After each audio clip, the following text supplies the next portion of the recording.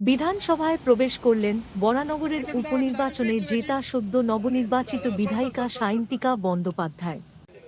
মঙ্গলবারই জানিয়েছিলেন নবনির্বাচিত দুই বিধায়ক বুধবার বিধানসভায় অপেক্ষা করবেন 12টা থেকে 4টে অবধি শপথের জন্য।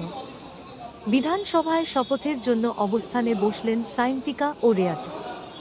আগেই জানিয়েছিলেন বিধানসভায় শপথ নিতে চান। বুধবার বেলা 12টায় বিধানসভায় উপস্থিত হন রাজ্যপালের জন্য অপেক্ষা করতে। এ বিষয়ে কি বললেন সায়ন্তিকা শুনে নেব। টানাপোড়েন নেই, কারণ টানাপোড়েনটা দুতরফা হয়, একতরফা টানাপোড়েন হয় না।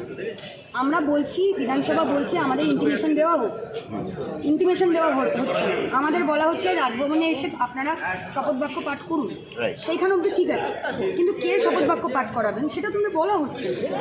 মাননীয় রাজ্যপাল বলুক যে উনি শপথ বাক্য পাঠ করাবেন রাজভবনে, আমরা অবশ্যই এখানে যা যা প্রসিডিংস আছে সেটা করে আমরা চলে যাব। উনি করাবেন না, তাহলে উনি দয়া করে আমাদের অনারেবল স্পিকারকে করুক অ্যাপয়েন্ট। আমরা বিধানসভাতেই বসে আছি, নয় উনি আসুন। কিছু তো টানাপোড়েনই নেই কোনো, আমরা টানাপোড়েন করি না। আমাদের রাজ্যে আমাদের মানে টানাপোড়েন থেকে আমাদের কিছু হয় না, কারণ আমাদের নিয়মের মধ্যে থেকেই আমরা করি এবং সেটাই চাই। আমরা কনস্টিটিউশনে ঊর্ধ্বে না, ভগবান না আমরা, তো সেক্ষেত্রে হতে চাইও না। আমরা বিধায়কটা হয়েছি কিনা হয়নি কিনা আপনারা বলতে পারবেন, এখনও তো অ্যাসেম্বলি হলে ঢুকতে পারলাম না। হয়েছি কি হয়নি জানি না, নির্বাচিত হয়েছি মানুষের ভোটে। উনিও মানুষের ভোটে জিতেছেন, আমিও মানুষের ভোটেই জিতেছি, এই যে তার প্রমাণ। আর আমার মনে পড়ে না যে এখনো নির্বাচিত প্রতিনিধিকে শুধু শপথ নেওয়ার জন্য, কারণ তারা মানুষের পরিষেবা দিতে পারছে না।